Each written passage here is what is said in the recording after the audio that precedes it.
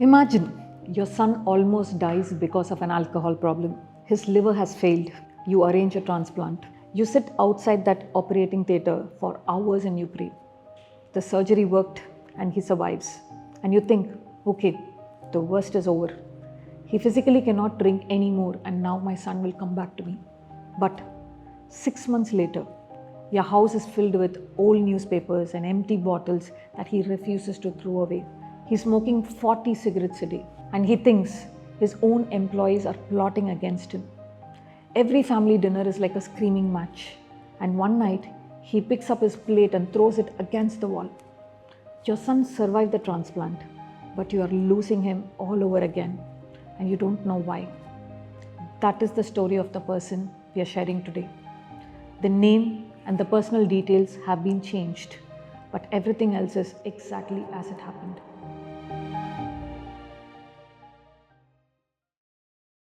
His father was the first person from the family we spoke to.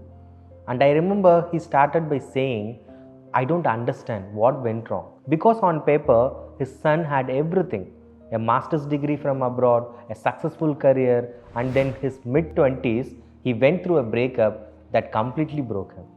He didn't talk about it. He didn't process it. He just started drinking. It wasn't dramatic at first. It started as a drink after work, then a few drinks, and then it was every night. Then he lost his job and he had no reason to stop. For more than 10 years, this was his life. Drinking alone, avoiding everyone. His body gave out before he did. The liver transplant happened in his late 30s. Now, the family genuinely believed the transplant would be the reset. He can't drink, so the problem is solved. But within 3 months, they were watching behaviors they had never seen before, like hoarding papers, obsessive smoking, paranoia about the people around him, and the rage that would come out of nowhere. They didn't know what they were dealing with. They just knew that whatever was wrong with their son, it wasn't about alcohol anymore. When I first reviewed his situation, the family had one question. We fixed the addiction, so why is he getting worse? And the answer is something I wish more families understood. Alcohol was never the core problem. It was what he was using to manage the core problem. We did a full clinical assessment, detailed history from the family, psychological evaluation, and QEEG, which maps brain activity. And what we found was that this man had been living with obsessive compulsive disorder and bodily distress disorder his entire adult life. Nobody had ever tested for it. Nobody had ever been suspected it. For 20 years, all anyone saw was the drinking. If you take away the drinking and the disorders don't disappear, they will find new outlets. That's why he started hoarding things, and that is why he started compulsive smoking. That is why he became paranoid. His brain was doing the things to cope. So, after diagnosis, we started him on cognitive behavioral therapy for the OCD thought patterns. We taught him mindfulness exercises so he could sit with them, what he was feeling instead of reacting to it. His psychiatrist put him on medications for the OCD and mood regulation and nicotine replacement for the smoking. For the first time in his life, someone was treating what was actually wrong. His father told me something I'll never forget. He said, I spent 10 years angry at my son.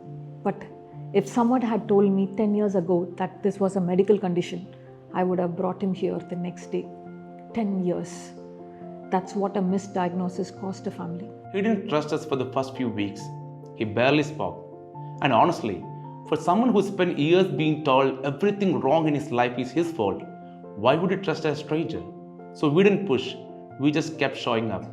And slowly, he started talking. But the real shift happened when we brought the family into therapy. His father, family members, they had spent years exhausted and angry. And when they heard from the clinical team that their son had diagnosable condition that had gone untreated for 20 years, his father just sat quietly for a long time. Then he said, so he wasn't doing this to us. That one sentence changed the whole recovery. Because once the family stopped seeing him as the problem and started seeing him as someone who needed help, he stopped hiding. The hoarding habit stopped and he let the things go.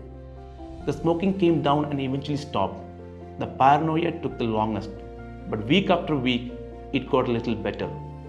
He's not the person he was before any of this happened, but he's present and he's stable. We are not just telling the story for people who are struggling. We are telling it for the mother who's awake at 3 a.m. wondering what she did wrong, for the father who has stopped talking about his son because of an alcohol problem, for the wife who's holding the family together and breaking apart at the same time. There is a chance that you might have been fighting the wrong battle. One assessment and one proper diagnosis. That's what stood between this family and their son.